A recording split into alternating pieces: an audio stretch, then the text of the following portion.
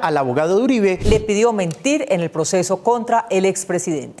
Juan Guillermo Monsalve, quien como paramilitar se identificara con el alias de Guacharaco, repitió ante un juez sin contradicción alguna su testimonio, según el cual, a nombre de Álvaro Uribe, el abogado Diego Cadena le pidió mentir en el proceso contra el expresidente. Víctor Ballestas. Mónica, según el testimonio original que narra un secuestrador de la alta sociedad bogotana, Enrique Pardo Hache, fue quien lo contactó para que recibiera al abogado de Uribe, quien le pidió firmar una declaración que ya estaba escrita.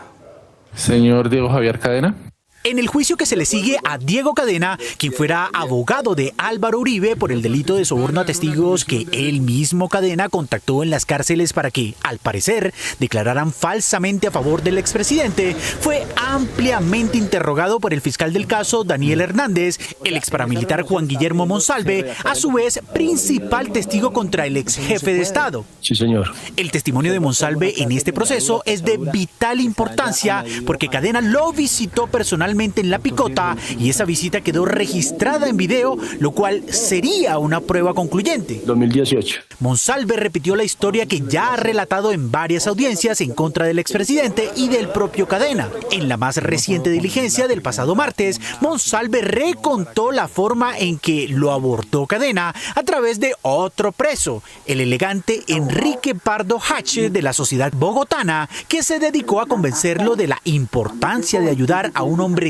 tan poderoso como Uribe Vélez. Él le solicitaba se retractara frente a qué específicamente, por favor. Que para que sacara en limpio a Álvaro Uribe sobre las declaraciones que yo había dado en contra de él. Impresionó en esta audiencia que su versión no se contradice en nada con las anteriores que ha dado. Pues para la retratación que él necesitaba un documento, pues la firma para el documento para la retratación, para erradicarlo al otro día 23 de febrero en la corte. Monsalve aseguró que no solo una vez, sino 3, Cadena fue a visitarlo y a convencerlo de las falsedades. ¿Volvió usted a tener contacto con el doctor Diego Cadena? Sí, señor.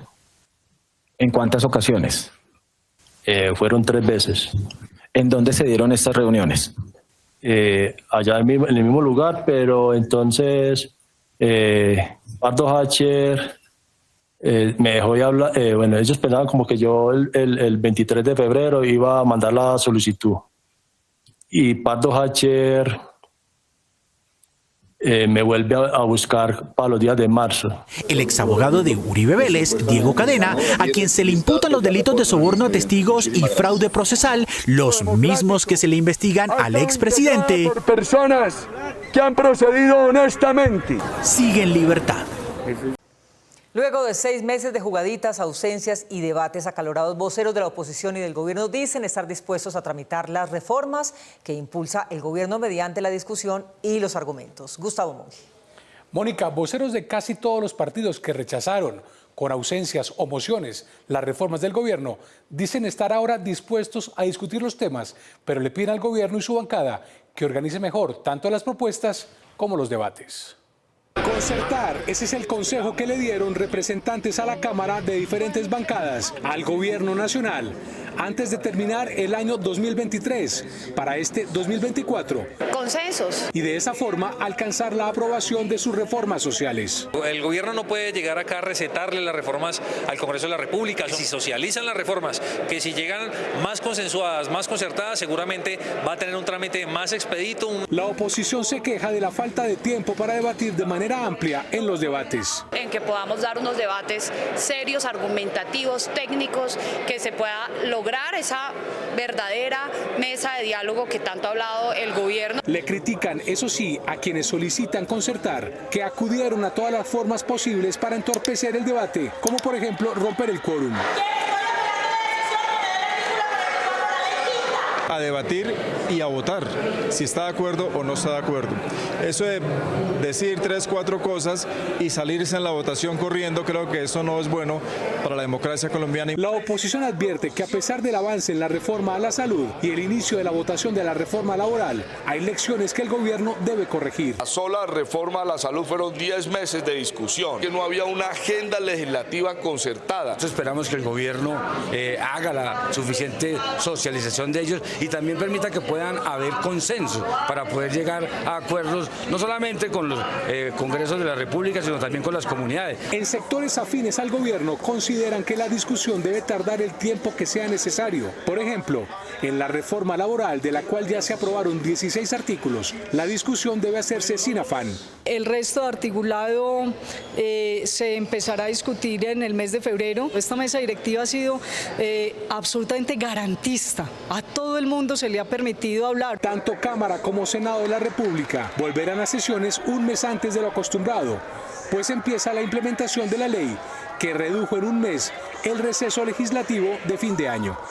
Pero a los congresistas que tramitan el proyecto que reduce el cobro del predial a aquellos cuyo valor real supera por mucho el que venían declarando, les ha quedado difícil explicar que la ley será un beneficio y no un perjuicio para los contribuyentes. Gustavo Monge.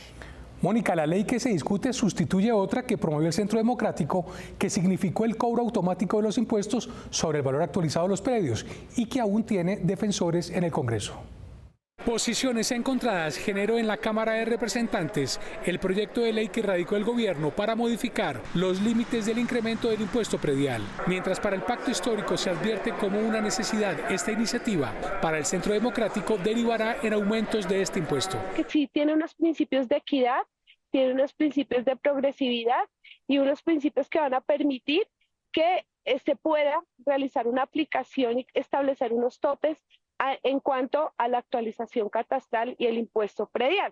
Hay una voracidad fiscal al pretender aumentar los impuestos prediales como consecuencia de la actualización catastral, lo que convoca en un aumento vertiginoso de los impuestos prediales. La ley radicada por el gobierno contempla incrementos de hasta un 300% en el predial, en zonas que no suman el 5% del total de predios en Colombia. ¿Cómo así que 500 millones de pesos, pues, es el valor muy alto de una propiedad? ¿Cuánto vale un apartamento en Bogotá, en cualquier parte de Bogotá? O en Medellín, o en Cali, o en Pereira. Bogotá, Medellín, Cali y Pereira tienen actualizado el catastro de manera que no habrá mayores impuestos por actualizaciones en estas capitales.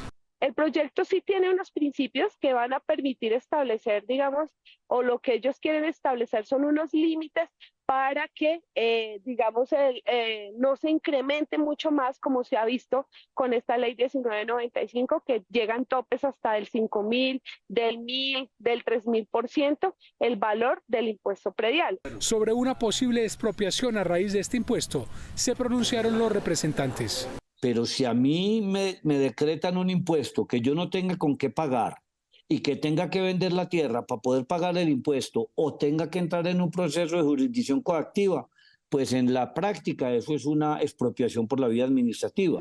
No va a haber una expropiación como tal, no se ha hablado en ningún momento en el proyecto de ley de una expropiación. La crítica al gobierno nacional desde su bancada por este proyecto de ley está en la ausencia de una pedagogía previa para que la ciudadanía supiera o tuviera conocimiento de los alcances de la iniciativa.